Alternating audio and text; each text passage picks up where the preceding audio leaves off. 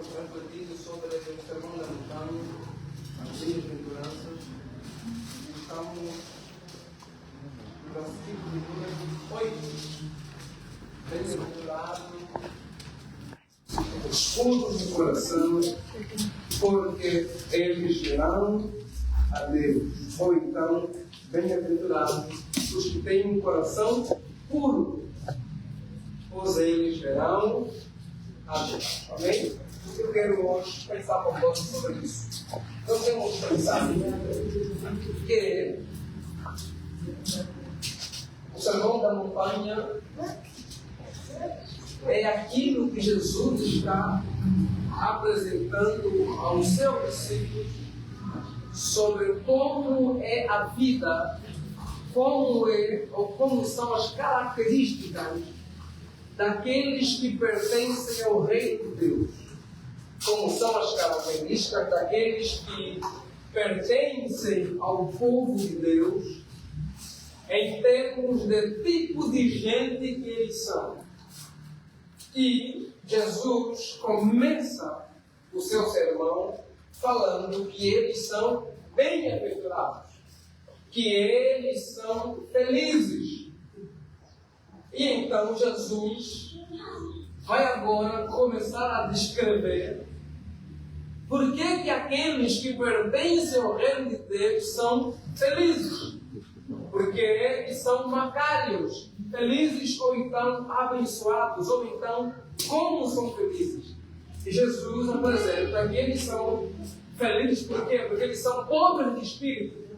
São felizes porque eles choram. São felizes porque eles são mansos e humildes de coração. São felizes porque eles têm fome e sede por justiça. São felizes também porque eles são misericordiosos. E hoje são felizes porque eles têm um coração puro. Quando olhamos para as bem-aventuranças, os versículos em que o mestre vai descrevendo cada virtude que tem o bem-aventurado, nós temos percebido que o versículo está sempre formado pelo menos por 3 partes. A primeira parte é a declaração de que ele é feliz. O Macarios, como é feliz. A segunda parte do texto é a parte da virtude. E a virtude aqui hoje qual é? O coração puro. Ou então a pureza de coração. Ou então puro de coração. E a parte final é a parte da recompensa. A parte de uma promessa. Nós temos então aqui no texto bíblico uma afirmação, uma virtude e uma promessa. A afirmação é a afirmação do indivíduo que pertence a Cristo, que pertence ao reino, ele é feliz. Agora, o que faz dele alguém feliz? 2 coisas básicas. A virtude que ele tem e a promessa que ele tem por receber por ter essa virtude. Bem-aventurado aqueles que são puros de coração. O que quero dizer de fato aqui, puro de coração? Antes de explicar um pouquinho sobre o que é puro de coração, lá no texto bíblico, é fundamental notar que o texto bíblico, ou Jesus, no Sermão do Monte, menciona pureza de coração. Ele não diz bem-aventurado, por exemplo, quem compreende bem as coisas. Não diz, por exemplo, algo que tenha a ver meramente com a mente. Por quê? Porque é possível saber bem os conceitos. É possível, por exemplo, entender as coisas de Deus, as coisas do reino de Deus. É possível ser alguém ortodoxo, que quer dizer, alguém que acredita na doutrina correta. É possível ser alguém muito bem dotado da compreensão teológica das questões do cristianismo. E ainda assim, ao mesmo tempo que ele tem uma pura teologia, ele não tem um puro coração. Portanto, é possível alguém que compreende corretamente, alguém que entende corretamente, alguém que sabe corretamente, teologicamente, doutrinariamente, ele é puro, mas o coração dele não é puro. E diante de Deus, a compreensão pura, sem um coração puro, não vale nada. Outra coisa é que ele não diz, bem-aventurado aqueles que têm a mão pura, que pode nos falar do que é? Da capacidade de fazer coisas puras. É possível fazer coisas puríssimas. É possível fazer coisas que você olha, ou então que alguém olha para si e diz, que coisa bonita, que obra bela. É possível, por exemplo, fazer o quê? Entregar os bens aos pobres. Tem atitude mais virtuosa, mais bela, do que alguém que pega os seus bens e de forma deliberada serve os outros. E de forma que você não sabe de nada e vê ele agir. Como é bonito você ouvir que alguém sai às sextas-feiras de forma espontânea, faz uma comida e vai levar a quem está com fome. Como é bonito ouvir de um tio, de um parente que se predispõe a pagar a escola de outro parente. Como é bonito saber, por exemplo, de alguém que organiza um orfanato e coloca à disposição de gente que é órfão, por exemplo, ou que não tem para onde morar. É bonito ver gente fazendo obras. Mas tem um texto da Escritura que diz assim: ainda que eu falasse as línguas dos outros anos, ainda que eu distribuísse ou dividisse os meus bens com os pobres, ainda que eu fosse queimado vivo por causa da fé, ainda que eu fosse alguém que profetizasse, se não tiver amor, isso para nada presta, para nada serve. Olhem para isso. O ser humano, ele é competente em fazer coisas do céu com o coração do inferno. O ser humano é competente em fazer coisas virtuosas com um coração completamente desvirtuado. O ser humano é competente em fazer coisas elogiáveis, que você olha para aquilo que ele está a fazer, é puro, mas o coração com que ele está a fazer é completamente impuro. Estou dizendo o quê? Estou dizendo que tem muita gente que doa o que tem com a motivação errada. Tem muita gente que entrega as coisas que ele entrega para servir o A ou o B. Para todo mundo é bonitíssimo, é belíssimo, externamente é maravilhoso. Mas a intenção do coração é completamente errada. Não é das melhores. É uma prova disso. E talvez Jesus não está falando de uma mente pura, nem de mãos puras. Porque é possível ter uma mente pura em termos de conceitos puros, mas o coração, ou a motivação, ou a vida aqui dentro impura. E também não é mão pura, porque é possível agir, fazer coisas puríssimas, coisas belíssimas, coisas que nos encantam externamente. Mas quando você olha, se pudéssemos conhecer o coração, a gente veria que aquilo é só aparência. Aquilo é meramente resultado de alguém que tem outras motivações. Porque é possível alguém dar comida que precisa meramente para fama, para conseguir engajamento. É possível que tem gente que faça o que ele faz para conseguir fazer, por exemplo, que ali naquela boa dádiva dele, atrair pessoas que podem fazer o quê? Que podem passar a doar para eles coisas e daqui a pouco uma mijinha do que ganham vai para aquilo que ele está a fazer, outra parte vai para onde? Vai para o bolso dele. Digamos, a prática é bela, mas o coração é feio. A prática é pura aos olhos, mas o coração é impuro. Portanto, Jesus, sabendo dessa verdade, comunicando-se com os discípulos que vão seguir e com a multidão, estão inseridos em um contexto de quê? De gente que se gloria de ter o quê? O padrão de pensamento correto. Como quem? Como os fariseus. Os fariseus são indivíduos que conhecem a lei, são indivíduos que dominam a lei, são indivíduos que na lei conhecem ela, mas muitas vezes, mesmo conhecendo a lei, têm um coração impuro.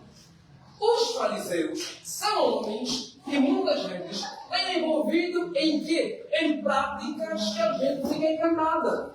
Porque é encantador ver pessoa dedicada ao trabalho religioso. Ver jovens, ver homens, ver mulheres que se entregam a fazer a obra de Deus. Alguém que fica na porta, alguém que limpa o chão, alguém que prega, alguém que canta. Ver alguém dedicado às obras que chamamos de Deus nos encanta. Entretanto, é possível estar envolvido com coisas encantadoras com um coração completamente impuro, sujo, que não dá para podermos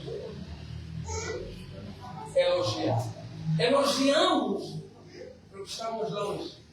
Elogiamos porque não conhecemos a pessoa. Elogiamos porque não conhecemos o coração. Só que Deus, Jesus, Senhor, é aquele que conhece o mais profundo do ser humano. É aquele que a parte externa não lhe encanta. É aquele em que a parte externa não mexe com ele. É aquele em que os resultados que você faz não basta. Por quê? Porque para ele, o que está dentro, a forma como se faz, ou então a pureza de quem faz no coração, vale muito. Então a pergunta é: o que seria ser puro de coração? A pessoa pura de coração é aquela que é dedicada a Deus, que serve sem segundas intenções ou ambição pessoal. Bem-aventurado é o homem puro de coração. O homem puro de coração é aquele que se dedica a Deus e a sua dedicação a Deus não tem o quê? Não tem segundas intenções e muito menos ambição pessoal. Portanto, pureza de coração tem a ver com o quê? Tem a ver com a motivação pelo qual eu faço as coisas. Tem a ver com a predisposição do meu coração a dedicar-se a Deus, a dedicar-se ao Senhor, como? Com um coração sem segundas intenções e que não está fazendo por ele mesmo, que não está fazendo por um elogio, que não está fazendo por alguma recompensa meramente ambicional voltada para si. O homem puro de coração é o homem que a sua motivação é, acima de tudo, o resumo do amar a Deus e amar as pessoas. O que ele faz, como ele faz, porque ele faz, aquilo que lhe move é o quê? É o amor. É o amor a Deus. É a glória de Deus. É a glorificação do Criador. Portanto, ele é alguém que dizima, que oferta, que canta na igreja, que prega na igreja, que fica na porta, que distribui envelope, que evangeliza.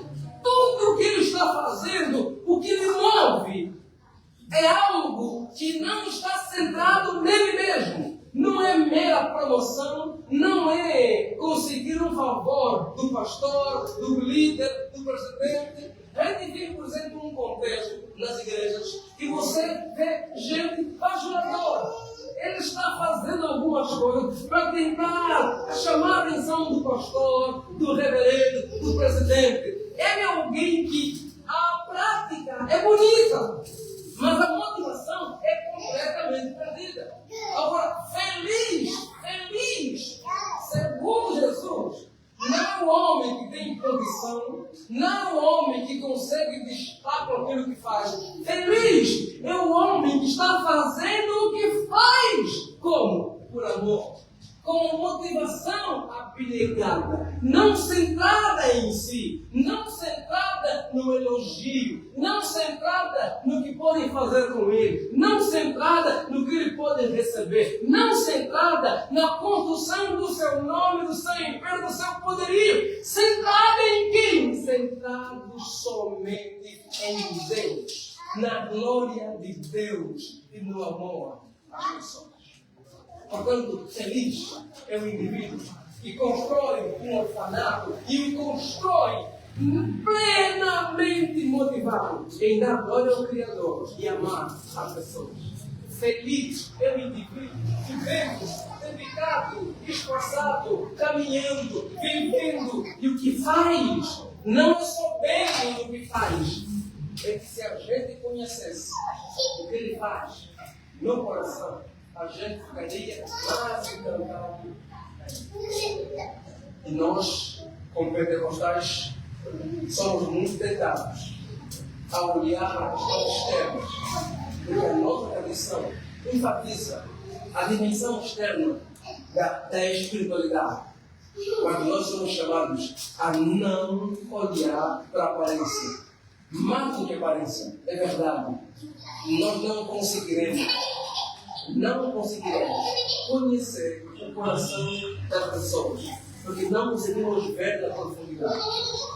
Mas devemos aprender que aquilo que nos move a fazer o que fazemos, aquilo que nos move a dar os passos que damos, aquilo que nos move a caminhar como caminhamos, deve ser única e exclusivamente o quê?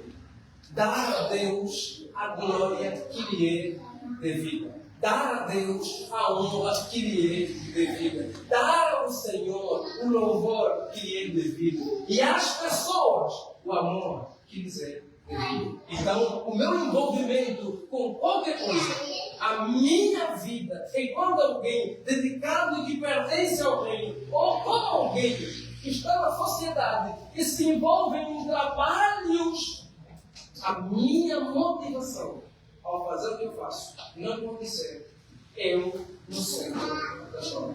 Não pode ser as minhas segundas intenções. Não deve ser a ambição do meu coração. Eu preciso ser alguém abnegado. Alguém que nega a si mesmo.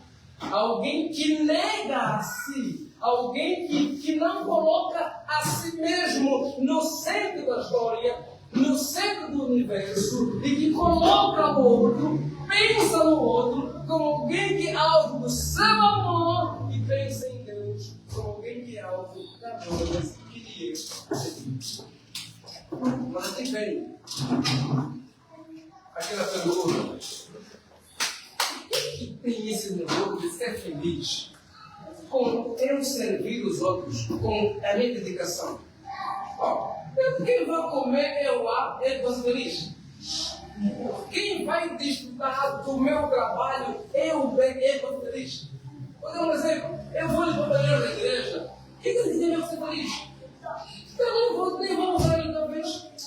Que fiz o negócio de fazer as coisas dedicadas a Deus, sem intenção de estar centrada em mim, me torna feliz. A resposta está em Atos, capítulo de número 20, versículo 28. Veja comigo, ler. Atos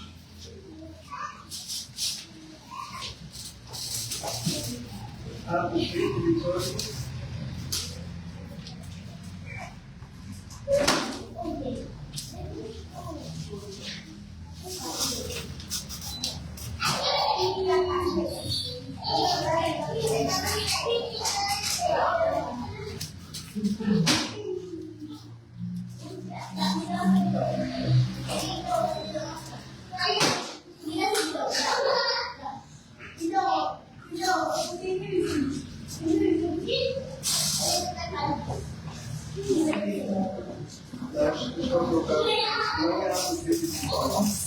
Mas é o texto que diz, o texto que diz, muito mais feliz é quem dá do que quem recebe. 35.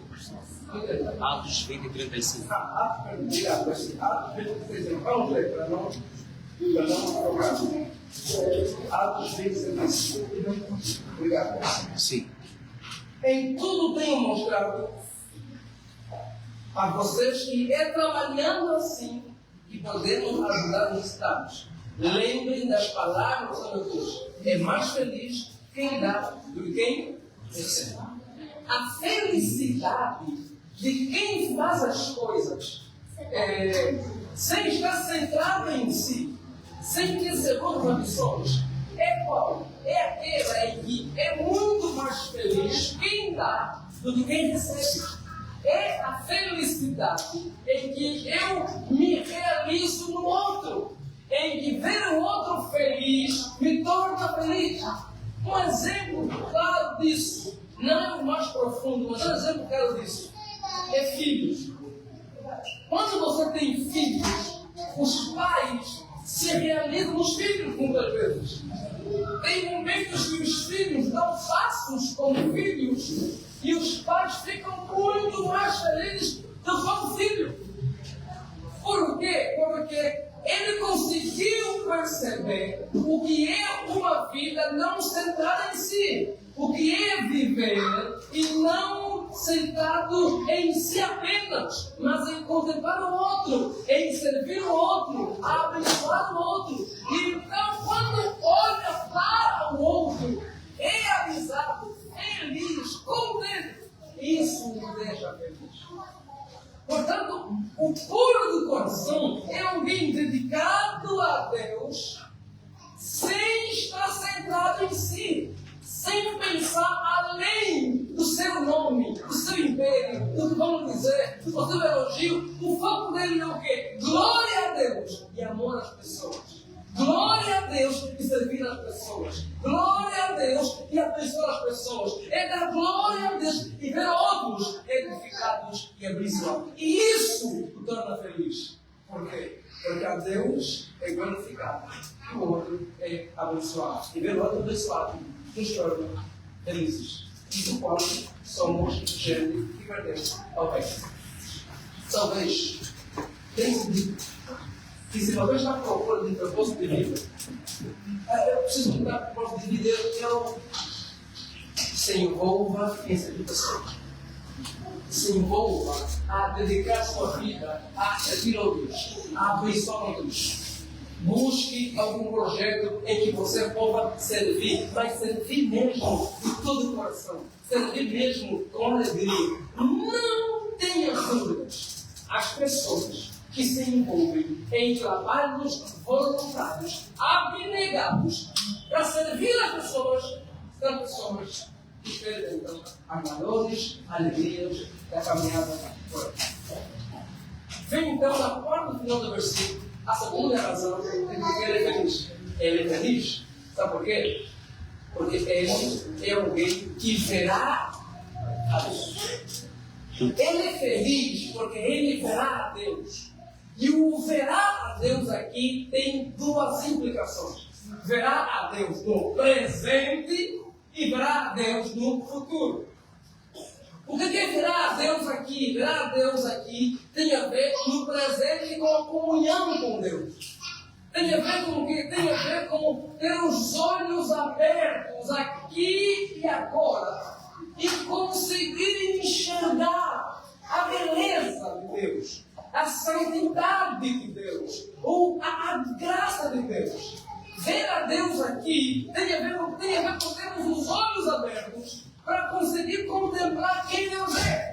O homem puro de coração, que se dedica a Deus de forma abnegada, sem pensar no seu eu, nele mesmo, sem ambição pessoal, é alguém que tem como recompensa o quê? Ter os olhos abertos para ver Deus. Eu pergunto, esse negócio de ver Deus tem a ver com felicidade? Esse negócio de ver Deus aqui agora, pelo comunhão, tem a ver com felicidade? À medida que a gente consegue perceber Efésios 2, 7. Quando Paulo diz, no capítulo 2, versículo 1 até o versículo 3, mostrando quem nós éramos. Éramos mortos em muitos pecados, éramos escravizados pelo diabo, éramos escravizados pela carne, escravizados pelo mundo. Mas Cristo, ou mais Deus, por misericórdia, enviou Jesus Cristo, que nos revivificou, que nos ressuscitou, e então nos tirou do que? Da escravidão que nos colocou à destra de Deus. E Paulo diz que Cristo fez isso, versículo 7, para que no futuro, para que as gerações futuras pudessem fazer o quê? Conhecer a abundância da riqueza, da graça de Deus. Explica, Mateus, eu explico. Ver Deus tem a ver com felicidade à medida que os meus olhos se abrem para uma realidade. Eu fui alcançado pela graça de Deus quando eu merecia a condenação de Deus. Quando eu era morto nos meus pecados, quando eu era escravo do pecado, Deus decidiu enviar o seu Filho Cristo Jesus, que por mim morreu na cruz. E na cruz do Calvário, Ele me fez conhecer o Deus gracioso. Eu fui alvo da graça dele. E os meus olhos se abrem para essa graça. E eu consigo ver o quê? O quanto Ele me amou. E é por ser alguém amado que eu então tenho o quê? Sou feliz. Eu sou feliz porque eu sou amado por Deus e agora posso ter comunhão com Deus. Portanto, feliz é o homem que é puro de coração, porque ele verá Deus. Ele terá seus olhos abertos para ver o quê? Para ver o ser mais amável que há nesse mundo. Para ver o ser mais belo, mais esbelto, mais extraordinário possível. Imagine algo belo, algo belíssimo. Multiplica, quadruplica, paga tudo que do dinheiro dá para aumentar aqui. Nos ajuda. Se você puder fazer para aumentar mais e mais, você faz o mais e mais, faz mais e mais, faz mais e mais. Esse é o mínimo sobre a beleza de Deus. Portanto, a felicidade em ver Deus, em conhecer a Deus, começa aqui e agora. Em que aqui e agora eu posso ver sua graça. Aqui e agora eu posso ver o quanto Ele me amou, apesar de quem eu era. Me amou, apesar de onde eu estava. Me amou, apesar do que eu fiz. Me amou, mesmo sendo justo. E em vez de me dar a justiça, que seria a condenação, Ele me deu o quê? Amor. Me deu bondade. Me deu graça. Ele me abraçou. No lugar da exclusão, Ele me acolheu.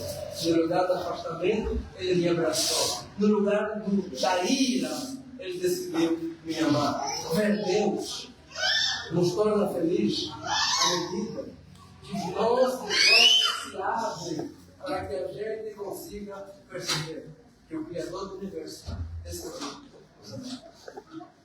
A segunda implicação é a implicação do futuro. O futuro como? Na Nova Jerusalém. Como diz Apocalipse, capítulo 22, versículo 4. Diz Apocalipse, na Nova Jerusalém. Ali nós veremos o rosto do Senhor. Nós veremos o rosto do Senhor.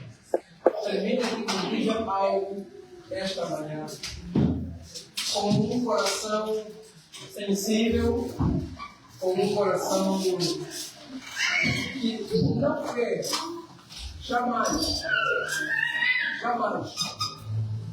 fazer com que você olhe para a sua família, olhe para os seus bens, olhe para os seus títulos com desprezo ou como que não merece nada. Vale muito, mantendo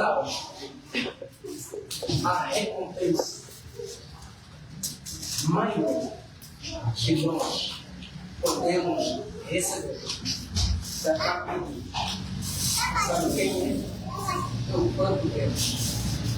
É podermos ver Deus. Essa é a maior recompensa que a gente recebe não deixa vida. Hoje estava estudando esse texto e fui para a Apocalipse. A conclusão que eu cheguei a seguir: quando tivermos na eternidade o céu, sabe o que ele vai revelar para nós? Que a gente buscou muita coisa e tinha um poder de graça que era mais extraordinário, mais importante, incomparável, que a gente não buscava. Conseguiu entender? Nada se compara a Deus. Nada é comparável a quem Deus é. Portanto, quando estivermos com Ele eternamente, algo ficará claríssimo para nós.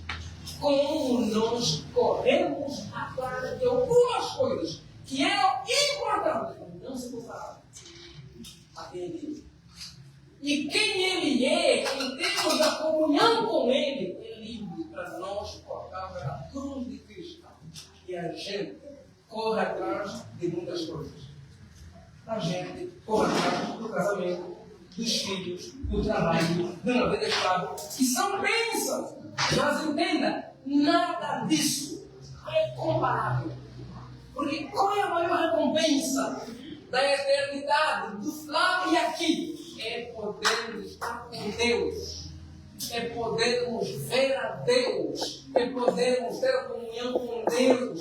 Por quê? Porque aquilo que fez o mundo ficar como está, sabe o que é? É o nosso afastamento do Criador. Então, por que o homem puro de coração é feliz? Porque ele vê Deus aqui agora, tendo comunhão com Ele, e ele verá Deus na Nova Jerusalém. Como que? Não mais como quem vê com o espelho fusco. Eu não enxergo distante. Você vai olhar em Grácia, eu estou olhando para ela, mas eu não consigo ver as nuances todas do rosto dele. Se eu colocar nos óculos, eu já consigo ver. Mas assim, ela está assim, está fusco mesmo. A irmã Grácia, a Tari, a Fifi, não vejo. O máximo é que você está vendo. Eu estou vendo bem a chuva, a rosa, aqui eu consigo ver. Lá já não. Eu vejo fusco. Aqui nós vemos Deus ainda, às vezes um pouquinho fusco. Não em plenitude. Mas lá na Nova Jerusalém, Apocalipse 22, 4, nós veremos o seu rosto, assim como ele é, nós veremos, sem mais nada fusco, sem mais nenhuma possível neblina. E essa é a nossa maior recompensa. Por quê? Porque aquilo que nós estamos buscando se realiza em quem? Se realiza em Deus. Entenda o que eu digo. Tudo aquilo que a gente busca como ser humano, que muito nos abençoa, que são uma bênção de Deus para nós, não nos realizarão por completo. A realização completa do ser humano não está nos filhos, não está no casamento, não está nas propriedades, não está no meu título, não está no nome, não está na função. Está em quem? Está em Deus. Portanto, o homem puro de coração, ele é feliz por quê? Porque ele se realiza, ele encontra aquele que pode nos realizar em plenitude. Quem? Deus. E ele pergunta, por que Deus? nos realiza em plenitude. Porque Deus te criou como sua imagem e semelhança. Deus te criou como um ser também espiritual. Portanto, os filhos que são a bênção não podem preencher a dimensão espiritual. E, portanto, o marido, a mulher, que são uma bênção, não podem preencher a dimensão espiritual. Portanto, o trabalho, o título, que são uma bênção, não podem preencher a dimensão espiritual. Quem preenche é ter os olhos abertos e conseguir enxergar a beleza, a santidade, o amor, a graça de Deus sobre nós. E agora poder ter com Ele comunhão. E agora poder caminhar com Ele. E agora com Ele se revelar. Irmãos, nós somos criados para Deus. Nós somos criados para estar com Deus. Para que eu termine, eu costumo dizer: imagine um mundo ideal. Se alguém te perguntasse o que seria para ti um mundo ideal, eu creio que você responderia: um mundo sem morte, um mundo sem guerra, um mundo sem fome, um mundo sem corrupção, um mundo sem doença, um mundo sem pobreza, um mundo sem maldade, um mundo em que a gente trabalha, tem família, está estável, que a gente vive em paz, tem o que comer, tem lazer, um mundo assim. E a resposta é: esse mundo já existiu. Esse mundo era o quê? O jardim do Éden. Não tinha guerra, não tinha morte, não tinha fome, não tinha corrupção, não tinha pecado, não tinha maldição, não tinha nada de errado dentro do Éden. Adão era casado, Eva era casada, Adão tinha um trabalho, tinha comida, eram homens, tinham uma missão, um mundo maravilhoso. Mas sabe uma coisa? Nesse mundo que era maravilhoso, sabendo assim, Deus vinha todos os dias, ou com muita frequência, no jardim, para estar com você. Ele quer perguntar: se não tem fome, não tem guerra, não tem corrupção, não pode trabalho, não tem maldição, não tem males, Deus está lá para fazer o quê? A resposta é que nenhum lugar, nenhum jardim, por mais belo, extraordinário que seja, poderá suprir em nós aquilo que só Deus pode suprir. Então, mesmo no jardim do mundo, Deus veio para estar com eles. Sabe por quê? Porque o jardim não supre aquilo que só Deus pode suprir. É por isso que o homem puro de coração é feliz. Por quê? Porque ele consegue ver e ter comunhão com o único ser que pode preencher em nós aquilo que ninguém mais pode preencher. Deus. Portanto, feliz é o homem que é puro de coração, porque ele tem os olhos abertos para ver Deus aqui e agora e ver Deus em plenitude na eternidade. E só Deus pode suprir em nós o vazio em nós, que o marido, que os filhos, que a mulher, que o trabalho, que o título, que as posses não podem suprir. Por isso, a bênção que tanto procuramos não está em outro lugar, a não ser no rosto do Senhor. É por isso que disse Jacó para Deus: eu não deixarei sem fazer uma pessoa, porque ele percebeu que a bênção que ele procurava não está em outro lugar, a não ser no Senhor. É por isso que Jesus diz: bem-aventurado é o homem puro de coração, porque ele verá a Deus. Porque a bênção que sabe está no rosto do Senhor. E é por isso que Apocalipse 22, versículo 4, nós vemos o seu rosto. Permita que eu lhe diga mais uma coisa. Quando a gente fala das coisas, parece que pastor, rosto de Deus, posso dizer, é grande coisa.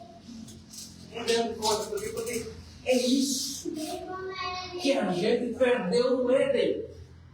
Foi isso que nós perdemos quando não era pecado. Foi isso que nós perdemos quando o pecado entrou no mundo. O que é que nós perdemos? Nós perdemos acesso a Deus. Nós perdemos acesso ao rosto de Deus. E a partir da cruz de Jesus, a partir da morte e ressurreição de Jesus, o que aconteceu? Nós podemos voltar a ter acesso a Deus. E é por perdermos acesso a Deus que caminhamos como caminhamos. Estamos tentando encontrar o rosto dele, mas buscando em muitos lugares. Buscando muito trabalho, muito dinheiro, muito estado e uma série de coisas. E não podemos dar. Quem pode dar de fato? Só o rosto, a presença, a comunhão, a pessoa, o Senhor, nosso Deus. Portanto, você agora tem acesso a Deus. Entre com ousadia no trono da graça. Desfrute da presença de Deus. Aproveite ter comunhão com Ele. Porque essa é a recompensa do homem que é puro do coração. Essa é a recompensa do homem que não vive centrado em si. Ele pode ver a glória de Deus. Ele pode ver a face de Deus. Ele pode ver o rosto de Deus e ter a comunhão com Ele. Cristão que aqui na terra procura tudo, menos Deus. Quando um dia tu vai chegar na eternidade, ele vai descobrir que ele procura tudo que não podia suprir aquilo que ele nunca deveria deixar de buscar. Se você acha que vamos no céu para admirar o ar de ouro, você não tem noção de quem está no céu. O ar de ouro não é comparável a quem está lá. O ar de ouro perde qualquer brilho, qualquer encanto, qualquer beleza diante da beleza, da santidade, da glória do Senhor que está no céu. Por isso, aproveite aqui e agora e construa uma vida de comunhão com o Criador. Aproveite aqui e agora e desfruta da presença dele, em ter comunhão com ele, para que na eternidade possamos ter de fato em plenitude aquilo que começamos. Felizes são aqueles que são puros de coração, porque esses verão a Deus. Esses verão Deus a vida agora e viverão em plenitude. Então eu pergunto a você esta manhã: você tem visto Deus? Pastor, eu não consigo ver aqui com esses olhos. Tem a ver com o que eu quero dizer. Você tem comunhão com Deus? Você tem estado na presença de Deus? Você tem aproveitado esses olhos que se abriram para você? Que os olhos foram abertos para contemplar a glória dele, o amor dele, a graça dele. Você tem construído isso com o Senhor. A verdadeira felicidade passa por quê? Por estar plenamente satisfeito em Deus. Vou dizer, quanto mais um homem ou uma mulher é satisfeita em Deus, mais feliz será. Quanto mais um homem ou mulher é realizado em Deus, mais feliz será. A relação entre felicidade e estar contente, alegre, realizado, satisfeito em Deus. Por isso, você precisa encontrar Deus, conhecer a Deus, estar satisfeito nele e ter comunhão com Ele. Construa uma vida de comunhão com o Senhor. Você pode vê-lo aqui e agora, ainda não em plenitude, e você poderá vê-lo em plenitude na eternidade, sem mais precisar colocar algum ovo para ver como eu e meu filho. Você poderá vê-lo como ele é em plenitude, mas começa. Quer ser feliz? Tenha um coração puro. Quer ser feliz? Que o Senhor abra os teus olhos para vê-lo aqui e agora e poder vê-lo também no futuro. Amém? Se coloque em pé com eu não preciso ser reconhecido por ninguém.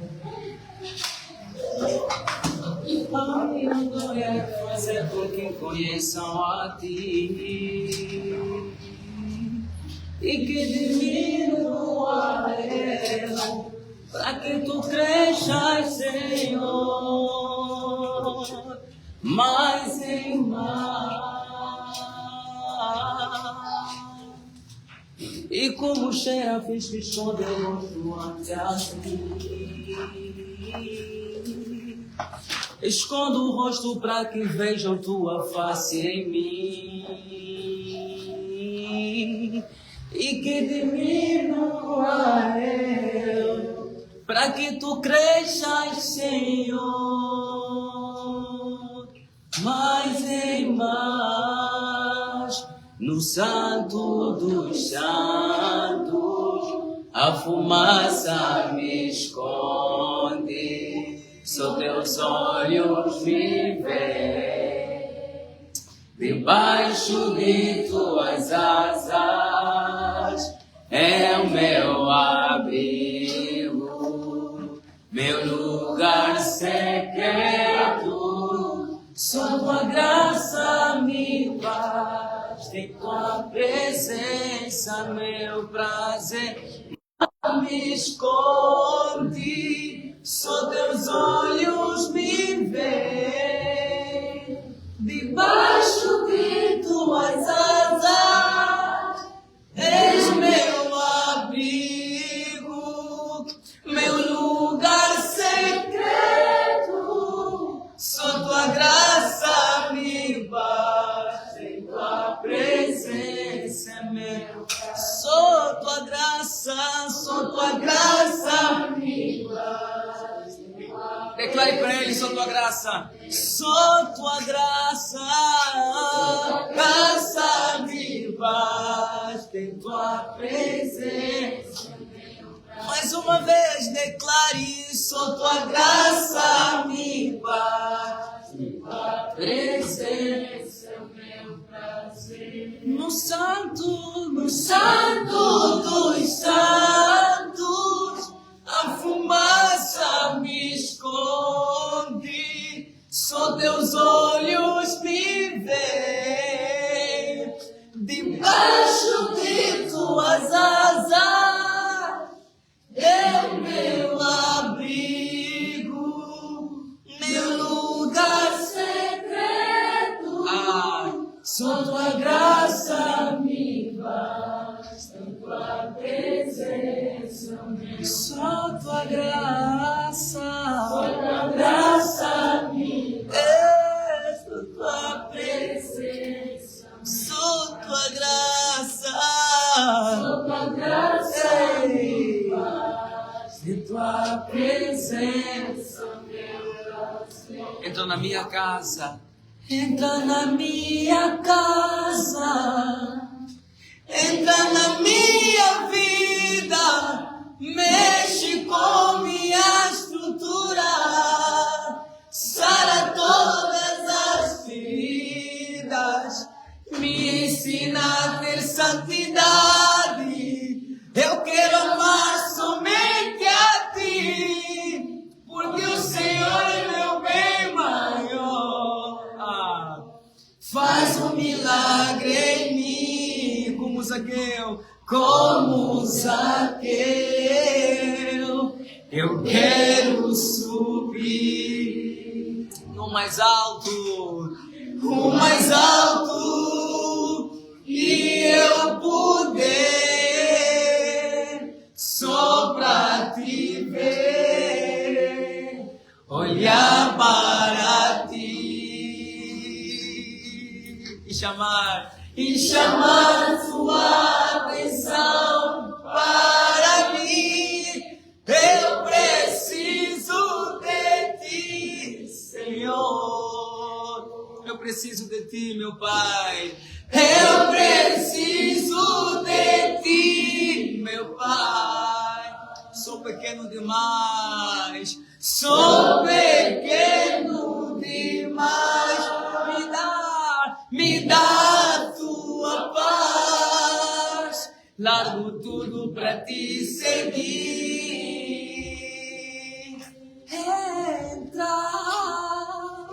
Entra na minha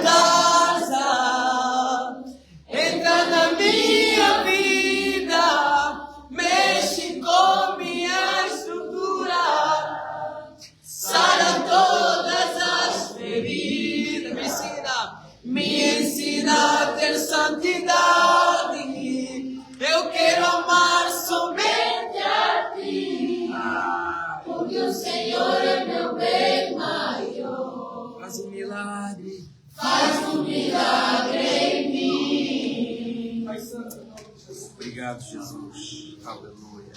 Move os nossos corações.